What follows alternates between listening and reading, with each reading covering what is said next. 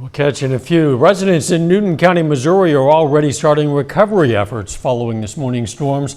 Across that area, there were fallen power lines, uprooted trees, downed limbs. Homes and businesses were also impacted, with many roofs damaged and structures like sheds and barns, in some cases, torn apart.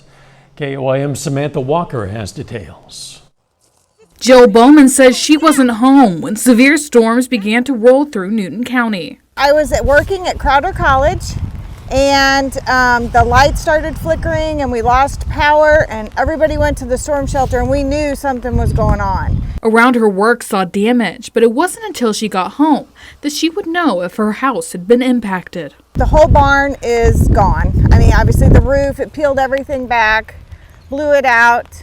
The rest is limbs, branches, that kind of thing. But our whole front yard, which of course we've been working on cleaning, was covered in all this debris. She says she's lucky though. Her home was left nearly untouched, but neighbors nearby saw damage to their houses and roofs. Our efforts were, first of all, making sure that everybody was okay, if anybody needed our assistance that way. And then second of all, those down power lines, trying to protect those to make sure people were safe. Sheriff Matt Stewart says the department received reports of a few people trapped in their homes, but they were able to help get everyone out okay. He says at this time they're only aware of one person who received minor injuries, who was then transported to a nearby hospital. Our neighbors seem to be okay. They keep saying the same thing. Lots of trees, lots of debris. Now right here is a piece of sheet metal that came off her barn. She said some of these pieces went as deep as 18 inches into the ground, showing just how strong these storms were. It could have been a whole lot worse.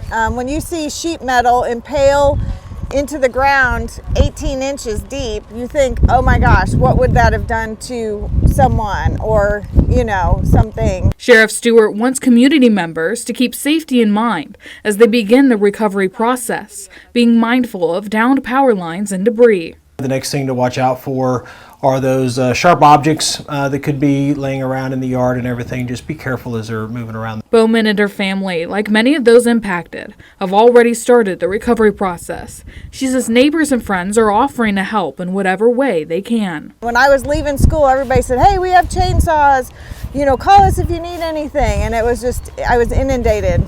So very blessed. Reporting in Newton County, Samantha Walker, KOIM News.